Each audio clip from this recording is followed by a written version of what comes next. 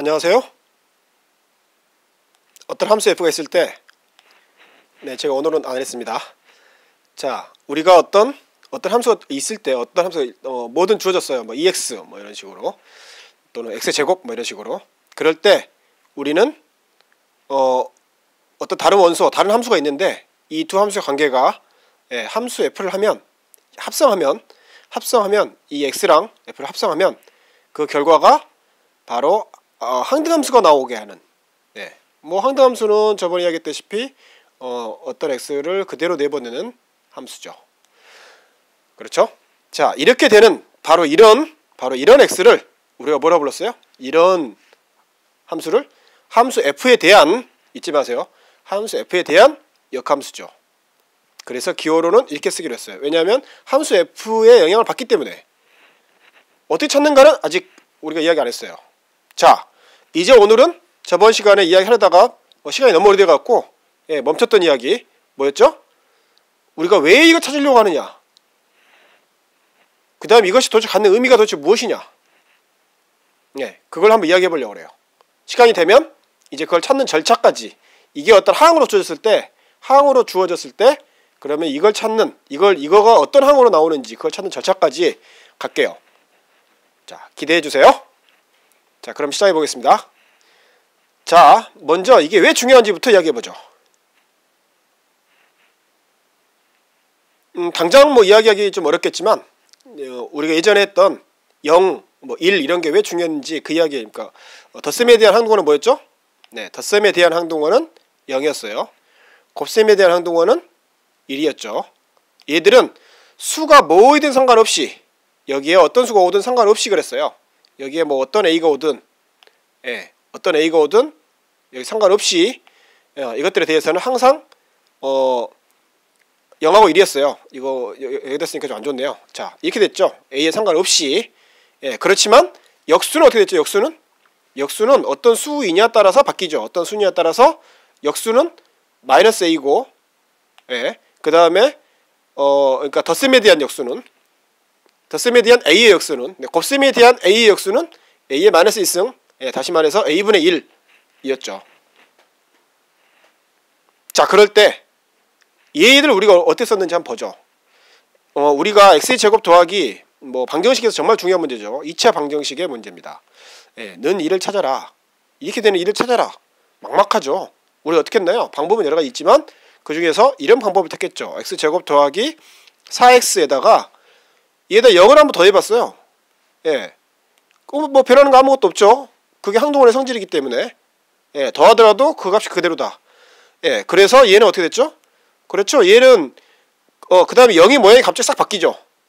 0의 모양이 어떻게 바꿔요? 그렇죠. 여기서 4 빼기 4로 바뀌죠. 그래서 여기는 그대로 x제곱 더하기 4x가 있고 어느 정도 그대로 있고 변하는 거 아무것도 없죠. 그게 바로 항등원이니까, 항등원의 정이니까.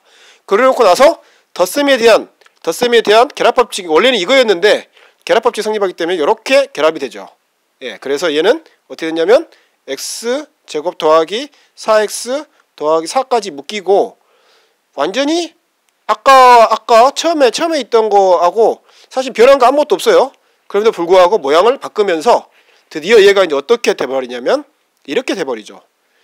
얘가 x 더하기 2의 가로의 제곱은 5꼴로 바뀌어버려요. 그러면서 어떻게 되겠어요? 그러면서 이제 우리는 뭐의 제곱은 뭐 이런 꼴로 됐기 때문에 우리가 아는 식이잖아요. 우리가 아는 꼴로 한 단계 끌고 내려갔죠. 문제를, 어려운 문제를. 더 어려워 보이는 문제를 더 쉬운 문제 형태로 바꿔갔어요. 그래서 얘는 x 더하기 2는 플러스 루트 5 또는 마이너스 루트 5라는 걸 알아내고, 결국 그래서 그걸 이용해서 x가 뭔지까지 알아냈죠. 감동스러운 일이죠. 느낄 사람만 느끼면 되죠.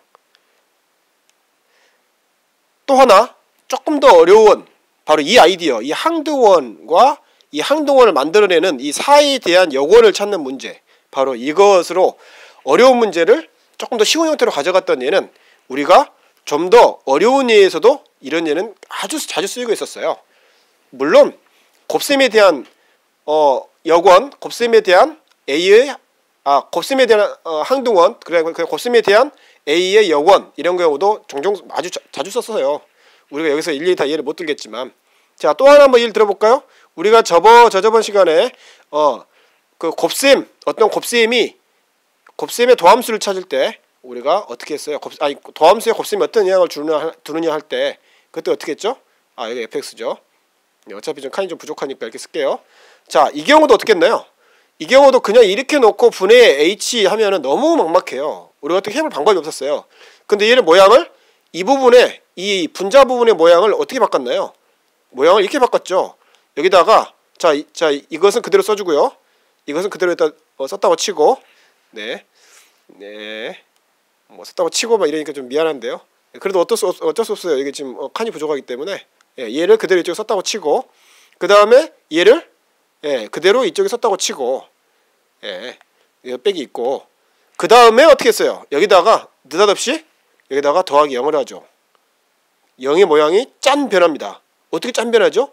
이렇게 짠 변했죠. gx 더하기 a 곱하기 fx를 여기다 집어넣고 다시 똑같은 걸 빼줘요. 다시 빼기 g의 x 더하기 a 곱하기 fa를 했어요. 그 덕분에 우리는 뭘 얻어냈어요? 바로 그 덕분에 결론이 뭐였냐면 f 곱하기 g의 그러니까 두 함수의 곱셈의 도함수는 f의 도함수에다가 g를 곱하고, 물론 얘는 뭐 겹없이 성립하니까 g를 먼저 쓰건 f를 먼저 쓰건 그건 별로 중요한 문제가 아니에요. 자, 그 다음에 이번에는 g의 f 더하기 g의 f꼴로 된다는 것을 알아냈죠. 이렇게 쉬운 형태로 바꿔갈 수 있었던 그 강력한 힘은 어디서 나온 거예요? 바로 항등원, 그 다음에 얘의 역원을 찾는 것, 바로 거기서 비롯됐죠. 그 뿌리는 그거에 있었어요. 자, 오늘은 그걸 계속 연장해서 갑니다. 함수에서는 그러면 그러니까 항등원과 어떤 수학적 대상이 나오면 그거의 항등원과 어떤 셈에 대해서 항등원과 역원을 찾는 문제는 항상 중요한 문제예요. 우리 밑바닥에서, 저 밑바닥에서 굉장히 중요한 울림을 주고 있어요, 우리한테. 들리시죠? 저 밑바닥에서 울리는 항등원과 역원이 우리에게 하는 중요한 뭐 어떤 메시지, 울림, 그런 거 느껴지시죠? 또는 함수의 역원과 함수의 항등원이 어떤 역할을 하는지 이제 함수에서의 또 세 번째 다시 한번, 그러니까 함수에서의 어떤 영향이 있어요. 그건 뭐냐? 자, 얘를 한번 그래프로 먼저 설명해 보죠. 자, 어떤 원소가 여기 있다고 해봐요. 얘가 함수 f의 어떤 원소라고 해보죠. 그랬을 때 그거의 역함수의 원소는 어떻게 되어 있냐면 바로 여기 있게 돼요. 그리고 여기 있다는 것은 무슨 말이냐? 여기 있다는 것은 놀랍게도 이 항등원 또는 항등함수에 서로 대칭돼 있어요. 이렇게 서로 대칭돼 있어요. 그 말은 무슨 말이에요? 그 말은 무슨 말이냐면 우리가 함수 f의 그래프만 그릴 수 있으면 그거의 역함수의 그래프도 그릴 수 있다는 소리죠. 그렇죠? 그래서 우리가 함수 세 개에 이게 만약에 이게 그러니까 이상한데, 이게 함수 전체의 세 개라면 요거의 반만 우리가 그래프를 그리면 그거의 반인 그거 역인 것들도 모두 다 알 수 있게 된다는 거예요. 또는 역을 알면 다시 말해서 반만 알면 된다는 거죠. 뭐 정확한 반은 아니지만. 자, 왜 그런지 볼까요? 얘들이 왜 여기에 대해서 대응하는지 그걸 볼게요. 이렇게 되죠. 자, 다시 또 다이어그램이 나왔는데 1, 마이너스 2가 있다고 해봐요. 얘가 1에서 2로 대응하는 게 함수 f라고 해보죠. 자, 이 함수가 항등함수가 되려면 어떻게 돼야 되죠? 항등함수가 되려면 그렇죠. 1이 들어갔으니까 그대로 1이 나와야죠. 그래서 여기는 1이어야 되죠. 그래서 2는 1로 대응해야 돼요. 반드시. 이게 만약에 뭐 1로 대응했다면 걔는 어떻게 되죠? 그렇죠. 마이너스 2를 넣어서 마이너스 2가 나와야 돼요. 이게 바로 항등함수죠. 그래서 얘는 어떻게 되냐면 여기는 다시 마이너스 2가 나와야 돼요. 그래서 보통은 이렇게 그냥 여기서 이렇게 하고 이렇게 이런 식으로 쓰기도 하죠. 역함수를. 근데 얘가 바로 역함수예요. 제가 볼 때는 이 표기가 더 맞다고 저는 생각해요. 예, 그래서 얘는 f의 마이너스 1이죠. 아, 이거 파란색으로 쓰면 안 되겠네요. 저번에 빨갛게 썼죠. 예, 일관성이 있어야죠. 자, 이렇게 되죠. 자, 얘를 한번 그래프 한번 표시해 볼까요? 예, 그래프 표시하면 이렇게 되죠. 자, 먼저 함수 f를 한번 표시해 보죠. 1,2니까 1,2라고 해봐요. 자, 그렇다면은 그거의 역함수인 바로 함수 g, 이게 함수 g가 바로 뭐냐면 이게 바로 함수 f의 역함수니까 이렇게 써야죠. 예, 걔의 역함수인 원소는 어떻게 했어요? 그렇죠, 2,1이죠. 그래서 여기 있게 되죠. 여기. 자, 그렇다면 얘가 왜 y는 x에 대해서 대칭이에요? 얘는 희미하게 이렇게 제가 그려보면 여러분이 이해할 수 있을 거예요. 이렇게. 또는 제가 조금 더 연장해서 이렇게. 여기가 1, 여기가 2, 여기가 2, 여기가 1. 자, 제가 굳이 설명 안 해도 여러분들이 얘가 이제 함수 f와 함수 그 역함수인 f의 마이너스 1이 서로 y는 x에 대해서 얘와 얘가 대칭인 거 이해하시겠죠? 점으로는. 됐죠? 자, 만약에 마이너스 2인 경우도 한번 볼게요. 자, 두 번째 경우. 자, 마이너스 2와 1, 마이너스 2와 마이너스 2와 1, 그러니까 여기겠죠. 이게 바로 함수 f죠. 함수 f의 원소죠. 그렇죠? 자, 그랬을 때 그러면 얘를 파란색으로 하면 안 되겠는데. 어쨌든. 자, 그랬을 때 그러면 그거의 역은 어떻게 돼요? 1, 마이너스 2죠. 예, 1, 마이너스 2니까 어디 찍혀요? 예, 1, 마이너스 2. 이 빨간색으로 할까요? 예, 1, 마이너스 2니까 1, 마이너스 2니까 이쯤 찍히겠죠. 자, 얘들은 왜 얘에 대해서 대칭이에요? 예, 그것도 한번 희미하게 제가 힌트만 줄게요. 자, 얘는 이렇게 되고 얘는 이렇게 되죠. 예, 이 두 개의 직각사각형은 서로 겹칩니다. 자, 이걸 이렇게 한 다음에 해보면 이해할 수 있겠죠? 됐죠? 됐잖아요. 예. 네, 그래서 어떤 원소 A, B가 함수 F의 원소라면 반드시 B, A는 어떤 수가 써지겠죠. 수나 또는 어떤 원소들이 써지면 5의 역함수인 관계가 될 수밖에 없어요. 그 다음에 그 역도 성립하죠. 이게 성립하면 그러니까 이 어떤 함수 f에 대해서 이런 관계가 성립하는 이 함수를 우리가 이 함수 f의 역함수라고 부르고, 그래서 그래프의 의미는 항상 함수 f의 그래프가 만약에 함수 f의 그래프가 이런 식으로 그려진다면 뭐 어떻게 해볼까요? 그렇죠. 이런 식으로 한번 그려진다고 해보죠.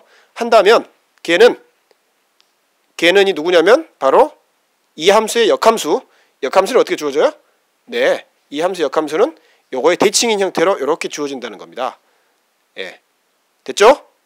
그래서 이런 식으로 다 대칭돼요. 이 점은 이렇게 대칭되고 이 점은 이렇게 대칭되고. 됐습니까? 자, 오늘도 저번 시간하고 똑같이 너무 개념에 대한 이야기만 했기 때문에 테크니컬한 게 전혀 없어서 숙제 내기가 어려운데요. 자, 그래도 전 내야겠어요. 여러분을 괴롭혀야 되니까. 네, 그게 저의 사명이거든요.